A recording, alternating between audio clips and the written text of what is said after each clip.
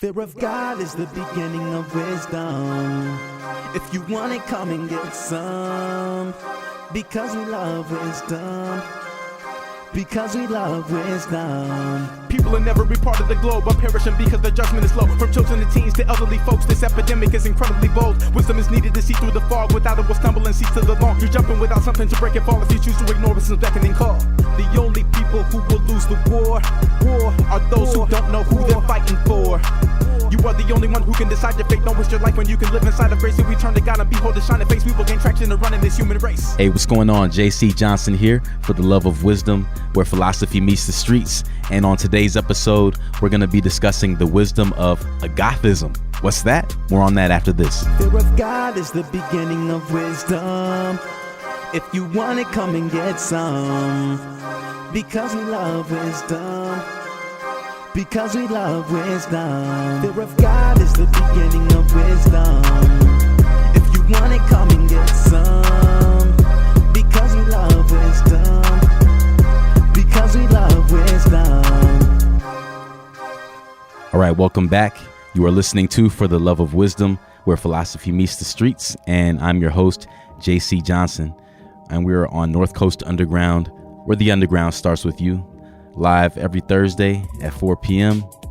And today we're going to be talking about something that may not be familiar to most people, but the idea of it, I think, is pretty familiar.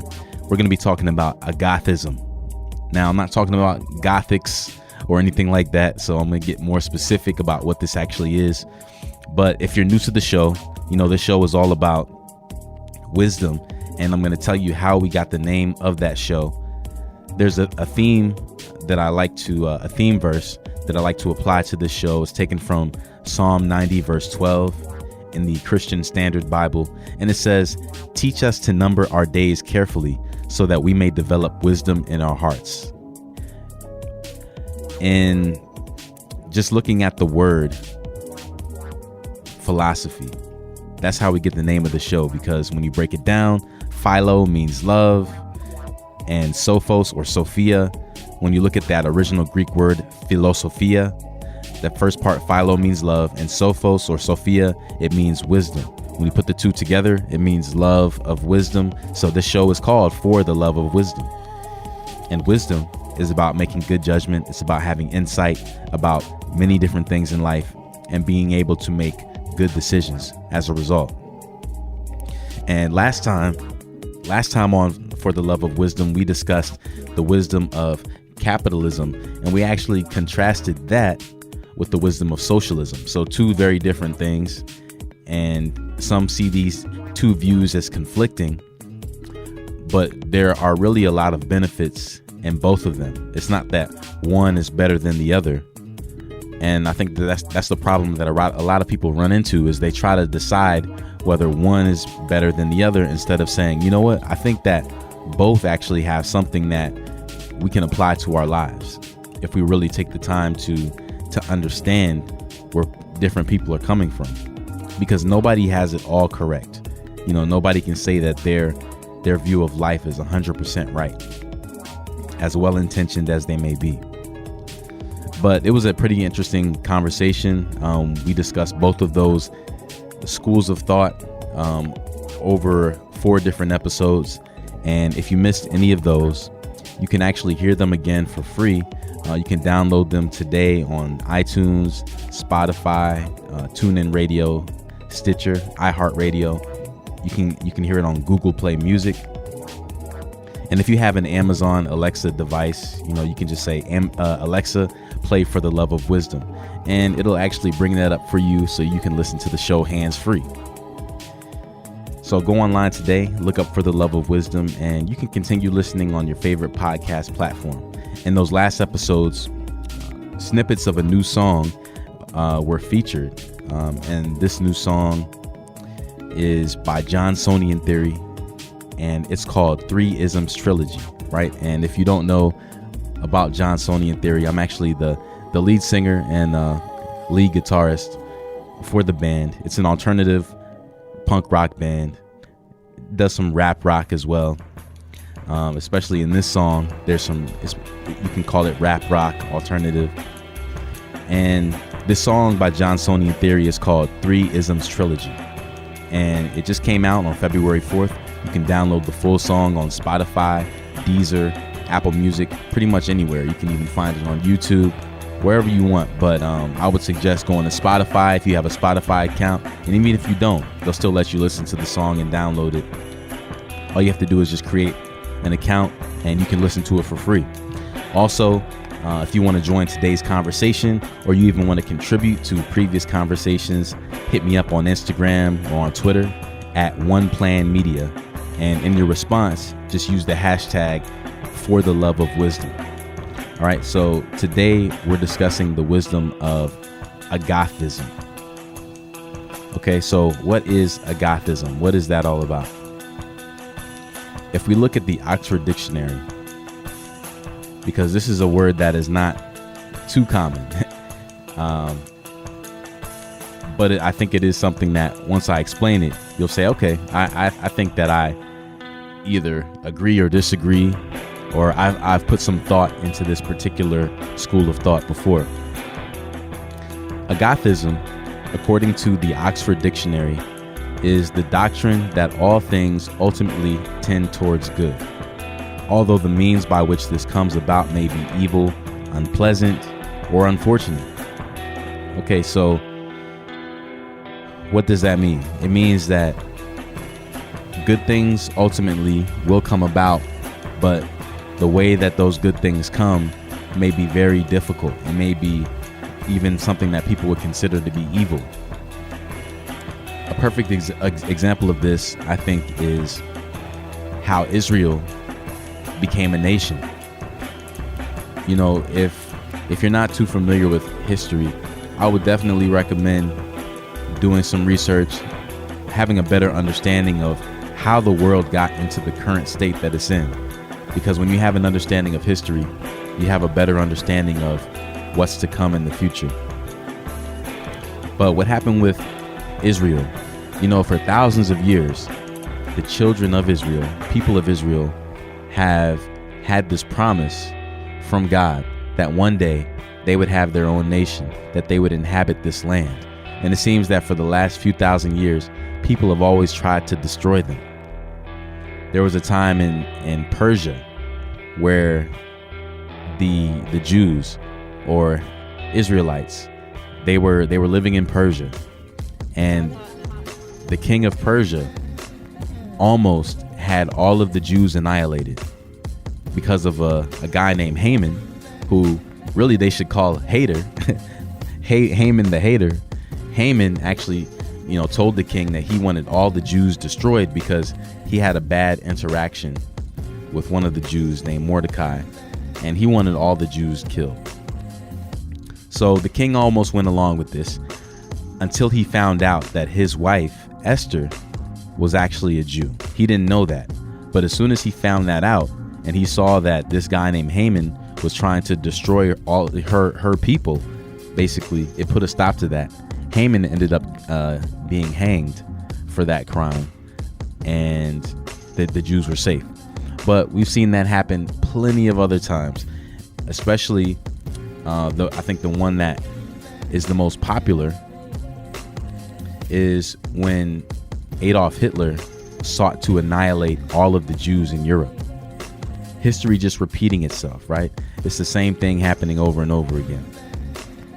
You know, back in the day, you know, way even before the time of the king of Persia and Esther, the Jews were enslaved by the Egyptians for over 400 years. And they went through much hardships, and they were hated. They've been hated for a long time.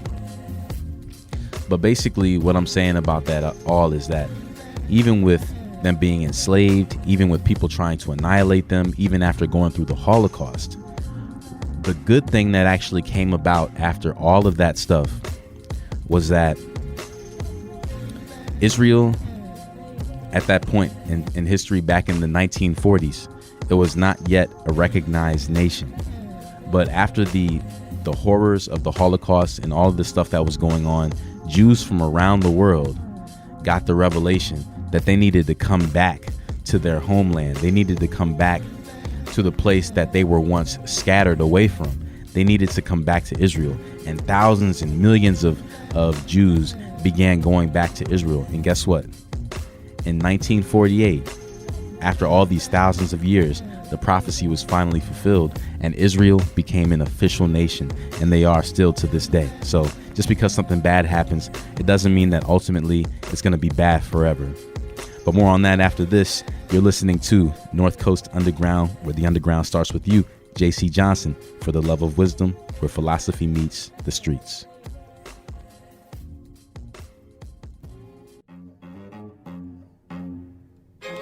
Welcome back.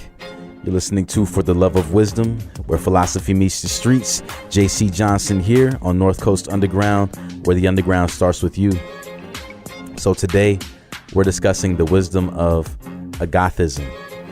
And what is Agathism really all about? Is basically just looking at situations for what they are, acknowledging the good, the bad, all of that, but also saying that you believe that ultimately, in the long run, it's going to lead to something that's good.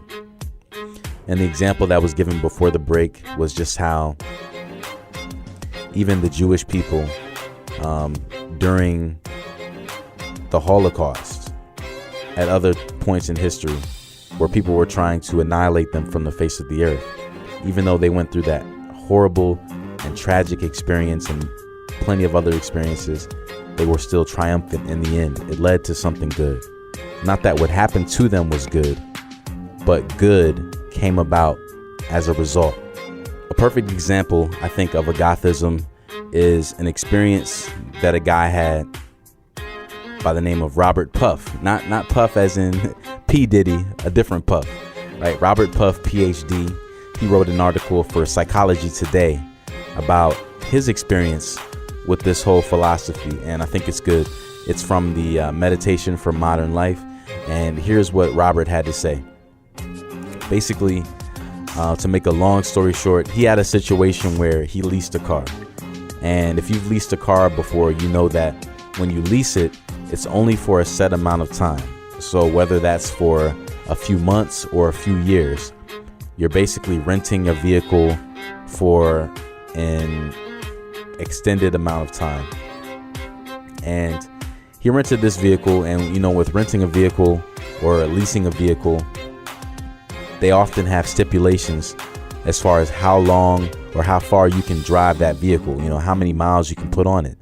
So he realized that he was reaching the limit as far as how many miles he was able to put on it during that time period.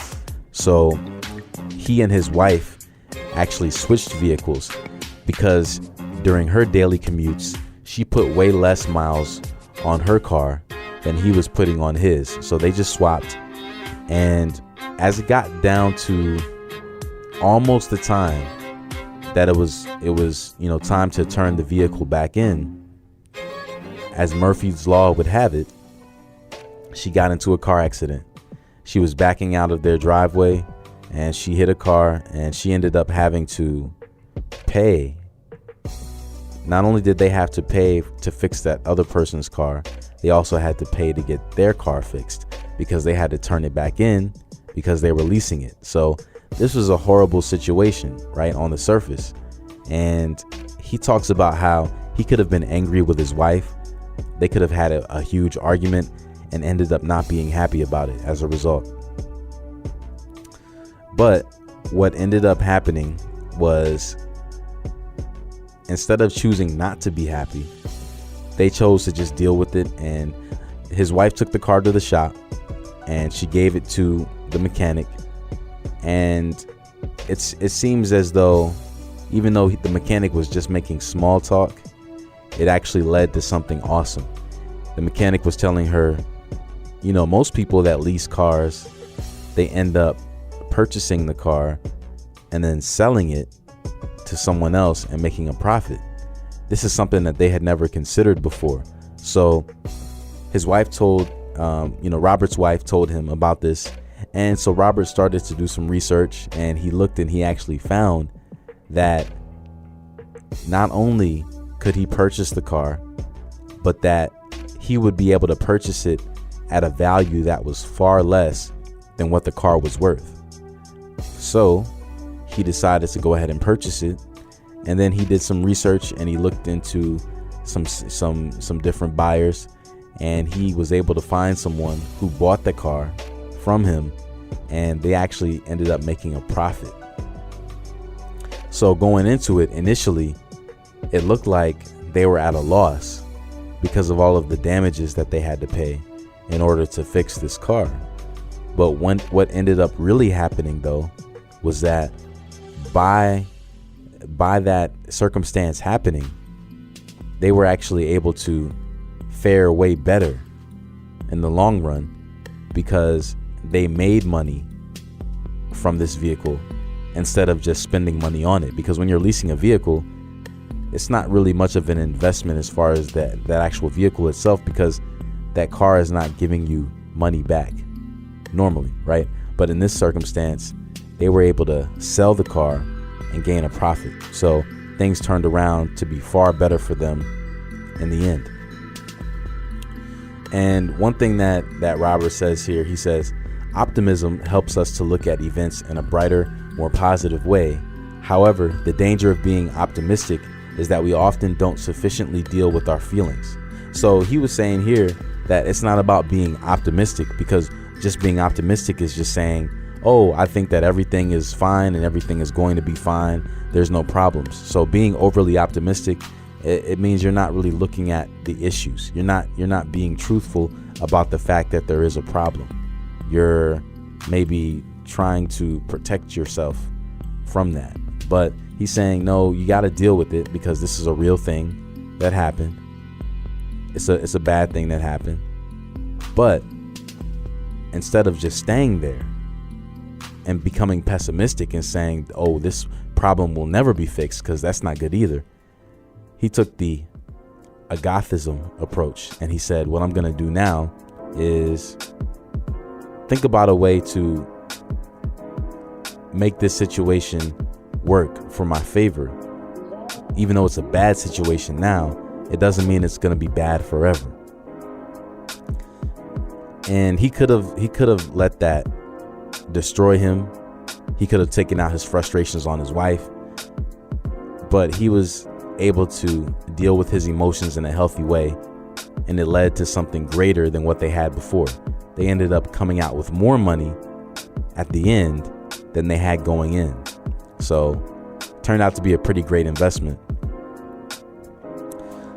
He goes on to say this: an agathist is someone who believes that in the long run, even though bad things sometimes happen, everything will eventually work out for the best. And that's a great thing. That's something that I keep in mind as well. Even as I'm doing this broadcast, I had some technical difficulties, and I lost a major part of what I had already done, and I ended up having to backtrack and redo some things, and it was frustrating. Even talking about it right now, it's still a little bit frustrating. But what comes about in the long run, though, sometimes what you say needs to be said in a certain way and at a certain time in order for people to properly receive it. So I try to look at it as, even though it didn't turn out the way that I wanted it to, I think ultimately it turned out the way that it needed to. And that's what it's all about. It's about gaining the proper perspective and knowing that in life, sometimes you get shaken up, and sometimes, things do not work out the way that you think that they should. But just because of that, it doesn't mean it's the end of the world. Maybe there's a reason for that. There's a purpose that's greater than what you can actually imagine in that moment. So definitely a good lesson to be learned from that, from what Robert went through. And it's something that all of us can apply to our lives whenever we're going through something that just seems like it shouldn't be happening. Something as inconvenient as getting into a car accident, or failing a test, or being rejected by that person you're asking out on a date. Whatever the thing is that's happening, you have to remember that if this bad thing is happening, that most likely it's either preventing you from something even worse than that, or it's freeing you up for something that's even greater than that in the future. Either way, we can't sit around worried about why things happen, but instead be proactive and do something positive about it. But more on that after this. You're listening on North Coast Underground, where the underground starts with you, JC Johnson, for the love of wisdom, where philosophy meets the streets. Fear of God is the beginning of wisdom. If you want it, come and get some. Because we love wisdom. Because we love wisdom. Fear of God is the beginning of wisdom.